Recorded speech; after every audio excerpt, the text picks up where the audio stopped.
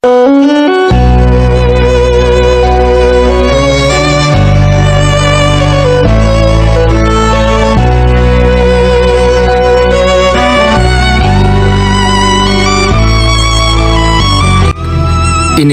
Injil suci menurut Matius. Dalam khotbah di bukit, Yesus bersabda kepada murid-muridnya, "Hati-hatilah, jangan sampai melakukan kewajiban agamamu di hadapan orang supaya dilihat. Karena jika demikian, kamu tidak beroleh upah dari Bapamu yang di surga. Jadi, apabila engkau memberi sedekah, janganlah engkau mencanangkan hal itu, seperti yang dilakukan orang munafik di rumah-rumah ibadat dan di lorong-lorong supaya dipuji orang. Aku berkata kepadamu, hendaklah sedekahmu itu diberikan dengan tersembunyi, maka Bapamu yang melihat yang tersembunyi akan membalasnya kepadamu. Dan apabila kamu berdoa, janganlah berdoa seperti orang munafik. Mereka suka mengucapkan doanya dengan berdiri di rumah-rumah ibadat dan pada tikungan-tikungan jalan raya, supaya mereka dilihat orang. Aku berkata kepadamu, mereka sudah mendapat upahnya. Tetapi jika engkau berdoa, masuklah ke dalam kamarmu, tutuplah pintu, dan berdoalah kepada Bapamu yang ada di tempat tersembunyi. Maka Bapamu yang melihat yang tersembunyi akan membalasnya kepadamu.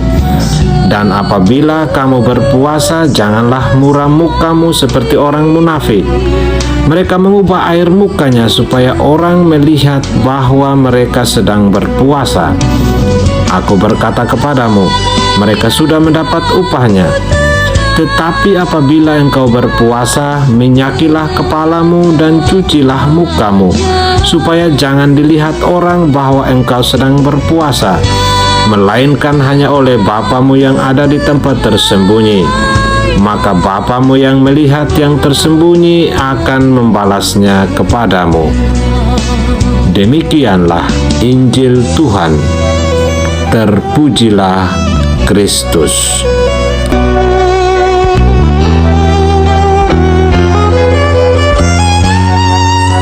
Saudara-saudari yang dikasihi Tuhan, kita sudah memasuki masa tobat yang diawali dengan perayaan Rabu Abu. Setiap kita ditandai dengan abu. Abu adalah lambang kerapuhan manusia yang mudah jatuh ke dalam kelemahan dan dosa. Abu juga adalah tanda pertobatan. Maka masa Prapaskah adalah masa berbenah diri, beramal kasih, dan berpuasa. Bertobat artinya kembali kepada jalan Tuhan. Dosa telah menjauhkan kita dari Tuhan. Maka perlu untuk bertobat, yakni kembali kepada Tuhan. Karena Tuhan adalah pengasih dan penyayang, panjang sabar dan besar kasih setianya.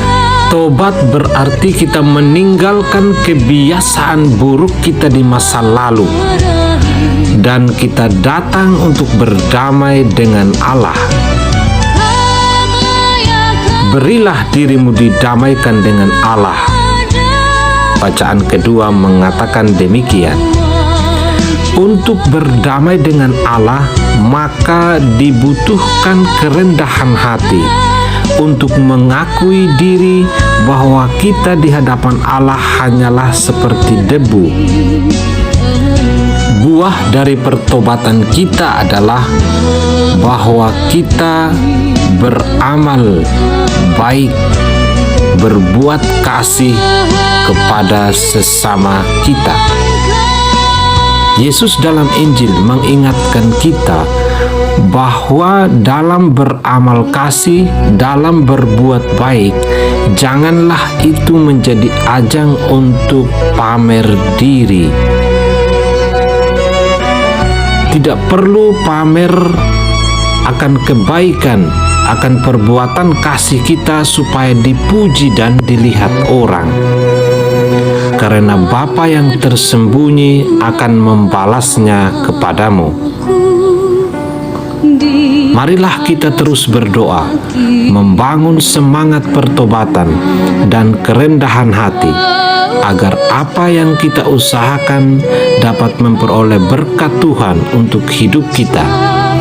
Dan semoga masa prapaskah, masa tobat ini sungguh-sungguh mengubah hidup kita menjadi manusia-manusia baru bagi kerajaan Allah.